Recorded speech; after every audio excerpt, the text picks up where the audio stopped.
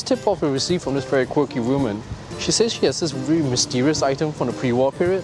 Quirky, mysterious, exactly from the period that we're looking for treasures. This sounds like our kind of thing. You don't think that's suspicious? Oh. Even the most ordinary HDB block can hold a story and hide a treasure. I think we might be in for quite a treat.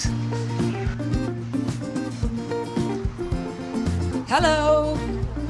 Hi, everybody. Hi. Hi, I'm Nancy. Good to meet you. I'm Anita. Nice to meet I'm you. Chan. Thanks for having us.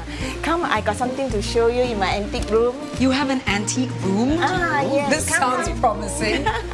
Just a small antique room for you all to see. And you have a very unusual house too. Is it? Just decorate up only. Okay? In here? In here. Come. Oh, this is cool. This one I keep very long already. What's this? Oh, this is the Qin Dynasty tableware. Oh, look at this. Wow. Oh, what a beautiful cash box you got. This is my father's cash box. He always keep the cash here. Oh, this is one of those very antique. quintessential 20th century thing. Newton, Shakespeare and company. There would have been a tray to separate all the coins or shillings, as they call it. Yes. Back then. And lots of cash. Yeah. Why do you collect all these things? I like to keep all antique things. Yeah? You got anything else? How about this one?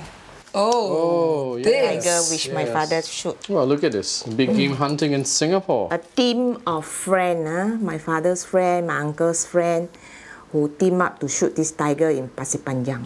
I guess this is 1920s from the age of the photo. 1928. 1928, yeah. So, well, even back then they were shooting tigers because they were a menace to society. They were eating up people all the time. So to call it big game hunting, though, well, is slightly inaccurate. Was there game hunting? It's not so much an adventure or sport in that case, but apparently what happens is the municipal government and the rural board, they engage the local agriculturists right there to form a group and to go tiger hunting. And there was a reward for shooting the tiger. So I'm guessing that your father is amongst one? My father is very young. This is number 14 uncle.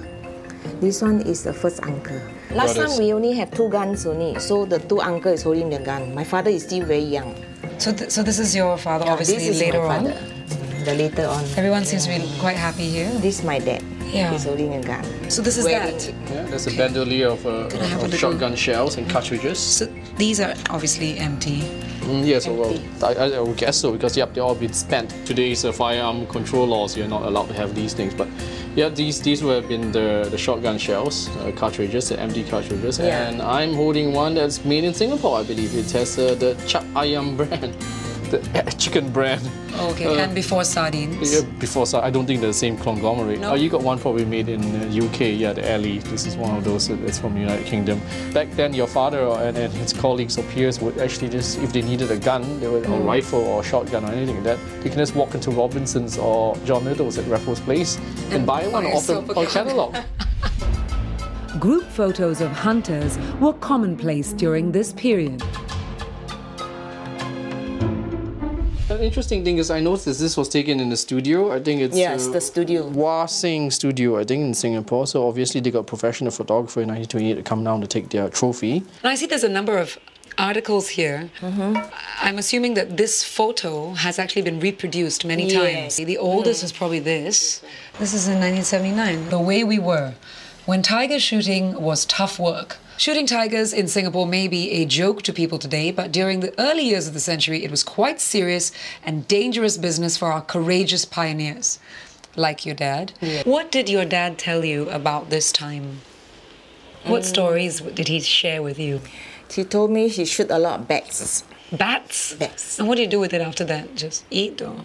Some they eat, some they sell, and then shoot wild boar.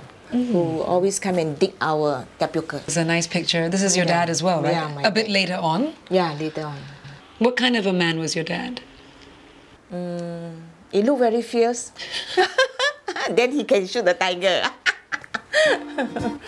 This collection is something that we would really like to have in our very special People's Collection, which is going to be at the National Museum for a month. And I hope that you will allow us to put this there on display with the photos of your dad and all of these advertisements. And of course, the most important bit is the bandolier.